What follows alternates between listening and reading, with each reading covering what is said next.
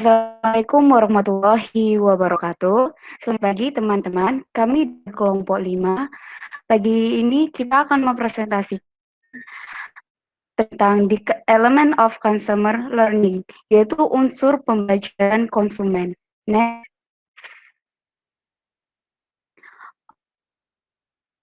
Anggota dari kelompok 5 sendiri, yang pertama ada Naufal Azam, yang kedua ada Renja, dan yang ketiga ada Siti Nurkholisa, dan yang keempat ada Kalisa Fatani, dan ada saya sendiri yaitu Edwi Sukmawati. Next.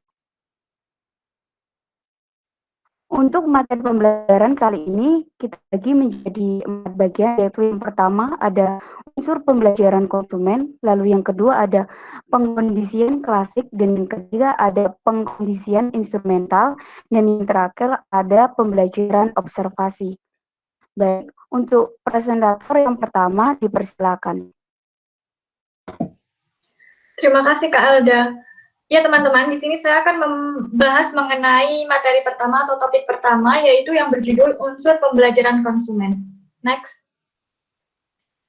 Mungkin teman-teman sudah tahu apakah itu pembelajaran konsumen. Pembelajaran konsumen itu adalah sebuah proses yang berkembang dan berubah saat konsumen memperoleh pengetahuan dari pengalaman, pengamatan, dan interaksi dari orang lain. Nah, di sini dari pengalaman dan pengamatan tersebut atau yang biasa kita sebut dengan pengetahuan yang baru saja diperoleh ini, itu dapat mempengaruhi perilaku manusia di masa depan. Seperti itu. Lalu, apakah semua pembelajaran itu dicari dengan sengaja? Jawabannya adalah tidak. Meskipun banyak yang belajar secara disengaja atau pembelajaran yang dicari dengan cara sengaja, atau diperoleh sebagai hasil dari pencarian informasi, tetapi juga banyak pembelajaran insidentil yang diperoleh secara tidak sengaja atau tanpa banyak usaha. Next. Nah, di sini ada elemen dari pembelajaran yang dibagi menjadi 4. Yang pertama adalah motif. Motif itu adalah sebuah alasan seseorang melakukan atau membeli suatu produk. Nah, di sini tujuan utama pemasar itu adalah mengungkap motif konsumen. Bagi para pemasar, harus berusaha mengajari konsumen bagaimana mereka dapat mempengaruhi kebutuhan mereka dengan membeli produk dan merek tertentu. Nah, kebutuhan yang tidak terpenuhi tadi mengarah ke motivasi. Contohnya kalau kita seumpama ada seorang laki-laki dan perempuan yang ingin mengambil sebuah sepeda atau membeli suatu sepeda untuk fitness atau rekreasi. Nah, motivasi mereka itu adalah yaitu untuk fitness dan rekreasi, sehingga mereka itu mencari informasi mengenai harga, kualitas, dan karakteristik sepeda itu sendiri, serta mempelajari sepeda mana yang terbaik untuk jenis kendaraan yang nantinya akan mereka lakukan, seperti itu. Lalu yang kedua adalah isyarat. Isyarat itu adalah rancangan yang mengarahkan perilaku termotivasi. Jadi, contohnya apabila kita kaitkan dengan sepeda tadi, tentu isyarat atau rangsangan yang diberikan dari sebuah sepeda itu, orang itu akan sadar bahwa ternyata itu mereka membutuhkan sebuah liburan, seperti itu. Tadi kan ada untuk rekreasi atau untuk fitness kan, tentu mereka itu punya rangsangan tersendiri, atau mereka itu punya isyarat tersendiri untuk mereka itu membeli sesuatu, seperti itu. Nah, di sini iklan itu juga termasuk rangsangan atau isyarat yang menyarankan cara tertentu untuk memuaskan motif yang menonjol. Dalam pemasaran sendiri itu, harga, gaya, pengemasan, periklanan, dan tampilan toko itu merupakan sebuah isyarat yang dirancang oleh para pemasar untuk membujuk konsumen memenuhi kebutuhan mereka dengan membeli produk tertentu, seperti itu. Lalu yang ketiga ada tanggapan. Tanggapan itu adalah reaksi individu terhadap dorongan atau isyarat. Nah, di sini pembelajaran dapat terjadi bahkan ketika tanggapan tidak terbuka. Contohnya nih, apabila sebuah perusahaan mobil, produsen mobil, yang memberikan petunjuk secara konsisten kepada konsumen mungkin tidak selalu menghasilkan dorongan untuk konsumen membeli produk tersebut. Namun, jika pabrikan berhasil membentuk citra yang baik dan disukai dari model mobil tertentu tadi, nah, tentu konsumen itu akan mempertimbangkan untuk membeli mobil dari perusahaan mereka, seperti itu. Jadi bisa dipahami ya mengenai tanggapan yang dimaksudkan di sini. Lalu yang terakhir ada bala bantuan. Nah, di sini bala bantuan itu adalah sebuah imbalan. Imbalan yang berupa apa sih? Imbalan yang berupa kesenangan, kenikmatan, dan manfaat yang diterima oleh konsumen setelah membeli dan menggunakan suatu produk atau layanan. Nah, tentu hal ini tuh menjadi tantangan besar bagi pemasar karena seorang pemasar atau pemilik itu harus terus menyediakan produk atau layanan positif yang berkelanjutan kepada konsumen. Nah, sehingga nantinya itu akan memperkuat pembelian di masa mendatang. Apabila kita contohkan nih, ada seseorang yang mengunjungi restoran untuk pertama kalinya. Kemudian mereka suka akan pelayanan yang diberikan oleh perusahaan atau restoran tersebut ya. Seperti suka dengan menu yang ditawarkan, terus suka dengan pelayanannya, terus suka dengan interior perusahaannya, restorannya, seperti itu. Nah, mereka itu cenderung akan kembali lagi karena mereka itu menganggap bahwa nilai yang mereka bayarkan itu sesuai dengan apa yang mereka dapatkan, seperti itu. Nah, jika orang tersebut menjadi pelanggan tetap nih karena mereka suka dengan pelayanannya sehingga mereka menjadi pelanggan tetap, pemilik restoran ini juga tidak berhenti sampai di situ. Justru mereka itu harus lebih memperkuat perlindungan lanjutan kepada pelanggan tersebut.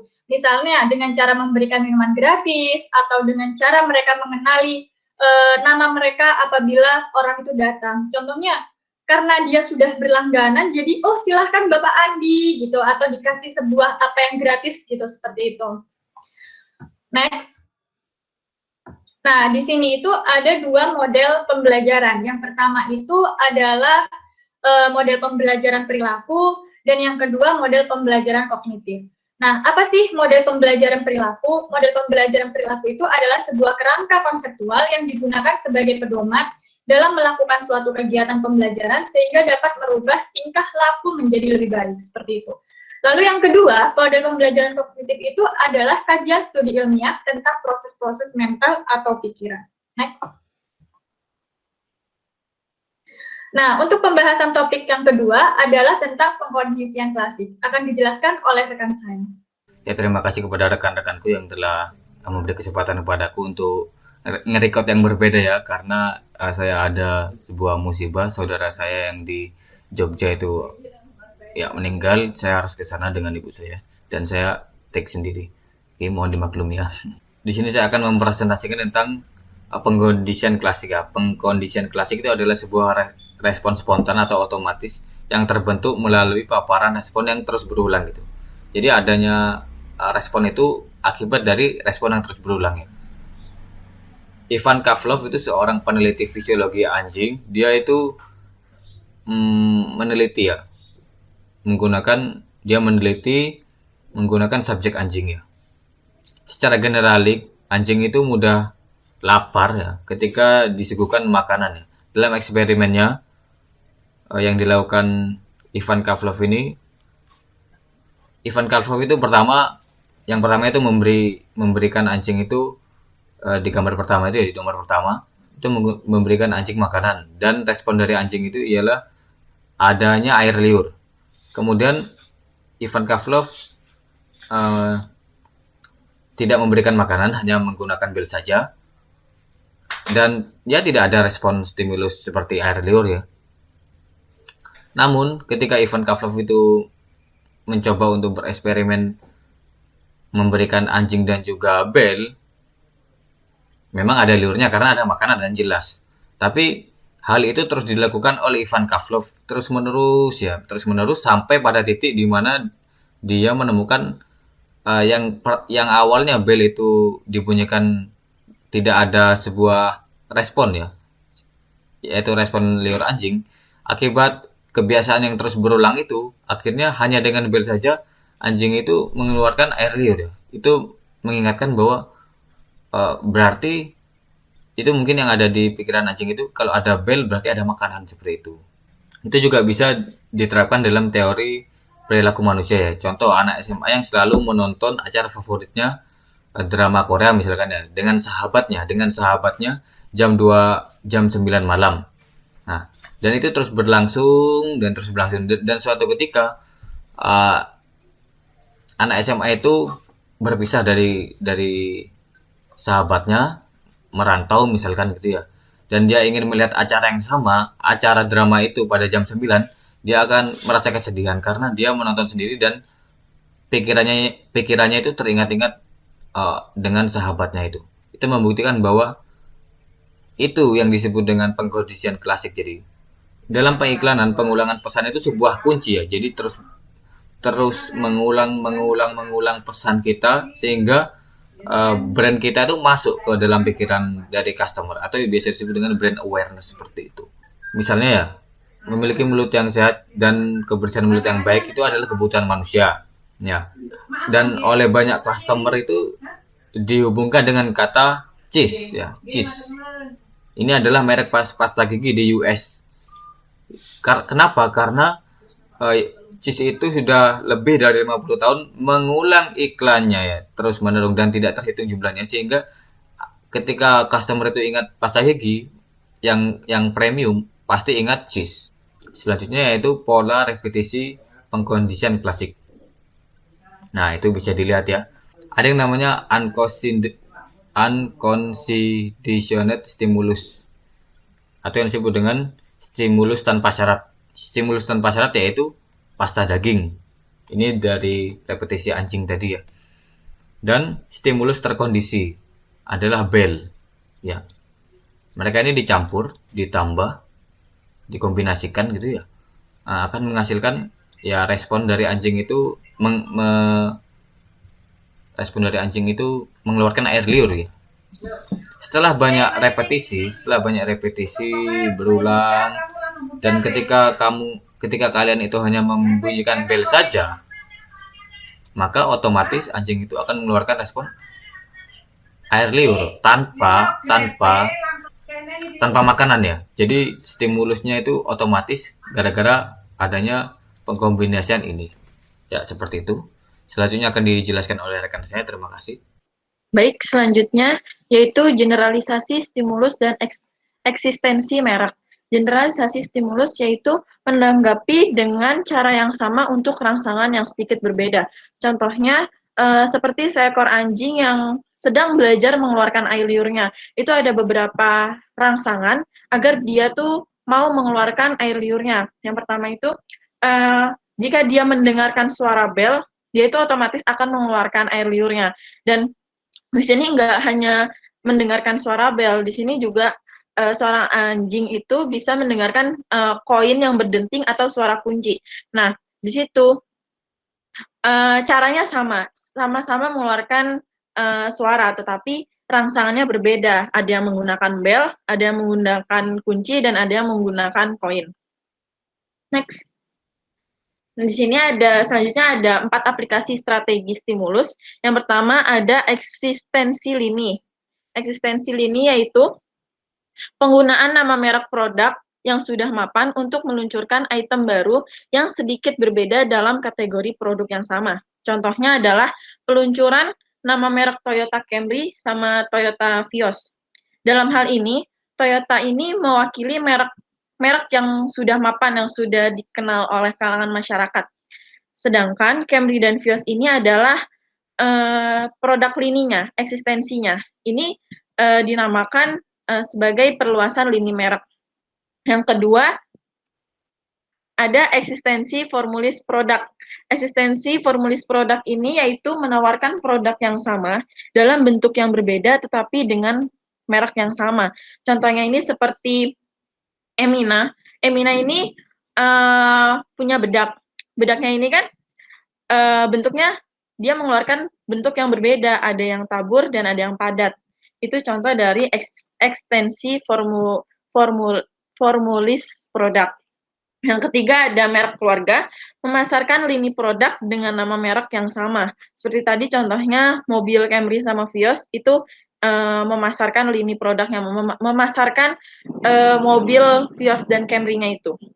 Dan yang terakhir ada perizinan, pembubuhan nama merek ke produk lain dari produsen lain. Jadi kita kalau mau membubuhkan nama merek ke produk lain itu harus izin ke produsen yang mau dijadikan pembubuhan nama tersebut. Next.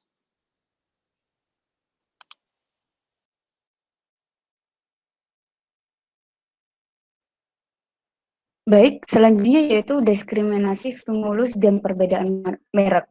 Nah, Diskriminasi stimulus dan perbedaan merek ini merupakan lawan dari generasi stimulus, di mana dalam diskriminasi stimulus ini, konsumen itu diharapkan bisa mengambil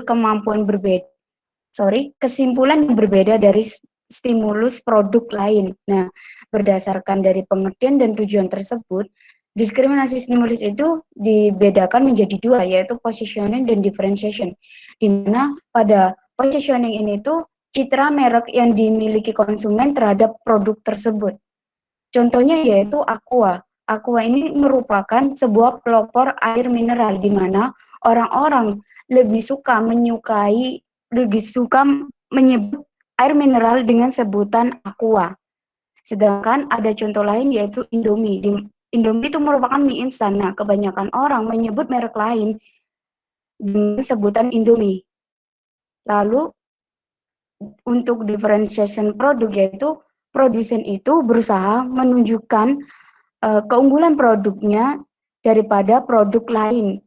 Contohnya yaitu kecap Bangau. Kecap Bangau itu mengklaim bahwa kecap mereka itu terbuat dari kedelai hitam pilihan yang hitam pekat dan dari bahan-bahan yang dipilih secara teliti.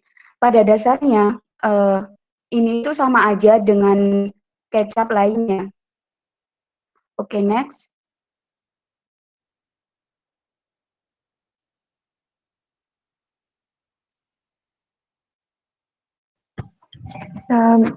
Jadi untuk materi yang ketiga yaitu pengkondisian instrumental. Next. Nah, di sini pengkondisian instrumental itu terdapat 4 poin yang penting. Yang pertama adalah proses coba-coba, kebiasaan, hasil penghargaan, dan perilaku. Namun secara istilah, pengkondisian instrumental adalah suatu bentuk pembelajaran perilaku yang didasarkan pada pengertian bahwa pembelajaran terjadi melalui proses coba-coba dengan kebiasaan terbentuk sebagai hasil penghargaan yang diterima atas tanggapan atau perilaku tertentu. Misalnya, setelah konsumen yang mengunjungi beberapa toko, nah konsumen itu akan mengetahui toko mana yang menjual pakaian yang sesuai dengan keinginan mereka atau kebutuhan mereka. Nah, setelah konsumen menemukan toko yang memang cocok kebutuhan mereka, konsumen tersebut akan cenderung lebih sering berbelanja di toko yang sudah ditemukan di awal.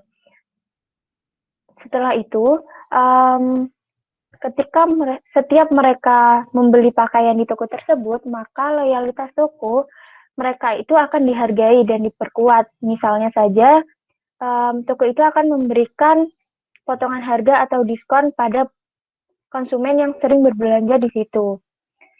Menurut psikologi Amerika, B.F. Skinner mengatakan bahwa pengkondisian instrumental akan dihargai di lingkungan tempat individu berada dan memilih perilaku sesuai dengan keinginan mereka.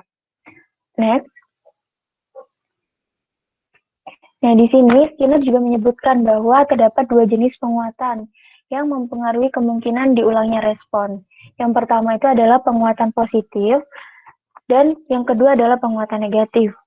Penguatan positif itu adalah suatu perilaku yang menghargai, di mana di situ adalah menghargai beberapa perilaku tertentu dengan memperkuat kemungkinan untuk merespon hal-hal yang tertentu selama situasi yang sama atau serupa di masa depan. Next. Mohon maaf, kembali lagi. Penguatan negatif. Penguatan negatif itu adalah penghilangan stimulus yang tidak menyenangkan dan memperkuat respon yang diberikan selama situasi yang sama atau serupa. Nah, di sini adalah penerapan penguatan positif dan penguatan negatif. Untuk penerapan penguatan positif itu misalnya iklan berinsentif. Nah, contohnya itu adalah saat konsumen itu mencari cara bagaimana menghindari iklan yang ada di game, di media sosial, ataupun di pertelevisian. Nah, di situ para pemasar mencari cara untuk menggunakan iklan yang berinsentif agar si konsumen itu tertarik untuk melihat iklannya. Dengan cara yaitu ketika saat seseorang pemain game atau gamers itu melihat iklan, maka mereka akan mendapatkan poin tambahan untuk melanjutkan pada game selanjutnya.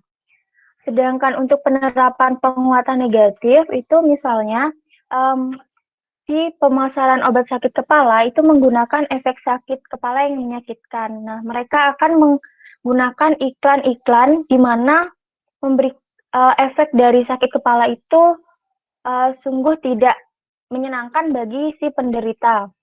Next. Nah, di sini ada kepunahan dan melupakan.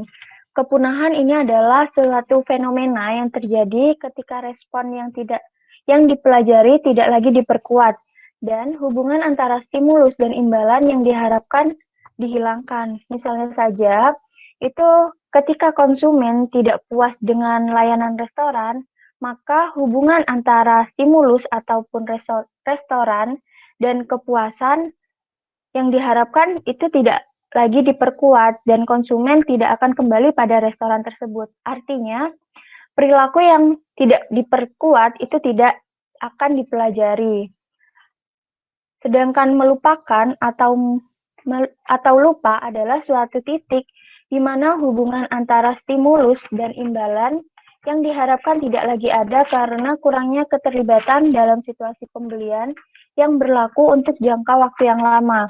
Nah, di sini misalnya itu seorang pengunjung atau konsumen yang sudah lama tidak mengunjungi suatu restoran yang dulunya mereka sukai, mereka senangi, yang dimana mereka dulu juga sering ke tempat itu. Nah, untuk waktu yang lama mereka sudah tidak mengunjunginya, maka mereka akan melupakan restoran itu dan perilaku itu juga tidak dipelajari karena kurangnya penggunaan daripada kurangnya penguatan dari seorang konsumen itu. Next.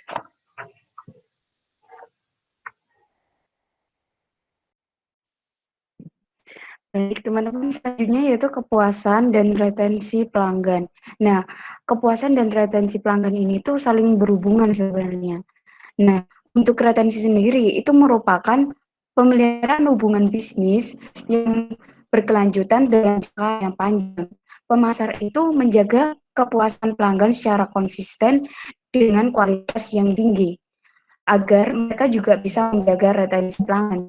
Di samping itu, pasar dan para produsen untuk menjaga hubungan konsumen ini, mereka itu menghindari ekspektasi konsumen dari produk mereka yang digunakan oleh konsumen, agar konsumen itu tidak kecewa dengan ekspektasi yang berlebihan yang diberikan oleh pemasar atau produk tersebut. Next.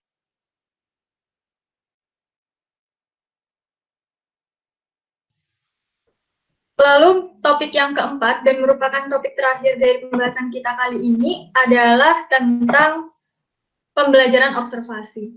Next. Nah, apa itu pembelajaran observasional atau yang biasa disebut pembelajaran observasi atau pemodelan? Nah, di sini itu adalah sebuah proses di mana individu mempelajari perilaku dengan mengamati perilaku orang lain dan konsekuensi dari perilaku tersebut. Jadi di sini itu seorang itu cenderung akan mempelajari perilaku dan mengamati perilaku orang lain. Kalau dalam pemasaran, biasanya kalian semua tahu, teman-teman tahu bahwa biasanya orang-orang itu akan cenderung membeli produk yang sama apabila melihat orang lain membeli produk yang sama atau orang-orang terdekat kita. Atau biasanya kita gini, contohnya seorang cowok nih yang ingin sekali memiliki badan yang bagus dan biasanya mereka melihat iklan Elmen, maka mereka akan membeli produk itu juga. Atau ada temannya juga yang suka fitness, terus rutin minum Elmen, maka dia akan meminum Elmen atau membeli Elmen juga, seperti itu. Nah, atau ada seorang anak yang akan membeli produk yang sama ketika orang tuanya membeli produk itu. Atau bagi orang yang kurus nih, melihat temannya dulu ada orang kurus, terus tiba-tiba gemuk karena meminum suatu susu dengan brand tertentu. Maka orang kurus ini akan membeli produk tersebut karena melihat bahwa temannya yang kurus awalnya itu bisa gemuk dengan produk susu tersebut, seperti itu. Nah, oleh karena itu, para pengiklan-pengiklan pada saat ini menyadari bahwa pentingnya pembelajaran observasional itu dalam memilih orang yang akan mereka tampilkan dalam iklan. Nah, apakah selebriti atau yang tidak terkenal? Jadi dilihat dulu dari pasarnya seperti apa, mereknya apa, produk apa, seperti itu. Jadi benar-benar dipelajari karena memang orang itu cenderung menilai dan melihat perilaku orang lain sebelum melakukan pembelian produk seperti itu. Dan justru kita akan semakin tergairahkan atau semakin tertarik untuk membeli produk apabila artis yang kita idolakan itu menggunakan produk yang sama seperti itu. Apalagi untuk yang perempuan biasanya membeli skincare, dilihat idolanya kok cantik pakai skincare itu gitu. Jadi mereka juga akan membeli hal yang sama seperti itu. Next. Nah, sekian presentasi kita pada hari ini. Kami mohon maaf apabila ada salah-salah kata dan apabila teman-teman ada materi yang kurang paham bisa didiskusikan atau ditanyakan melalui kolom komentar yang ada pada YouTube ini. Terima kasih atas perhatiannya. Wabillahi taufiq wal hidayah. Wassalamualaikum warahmatullahi wabarakatuh. Waalaikumsalam warahmatullahi wabarakatuh.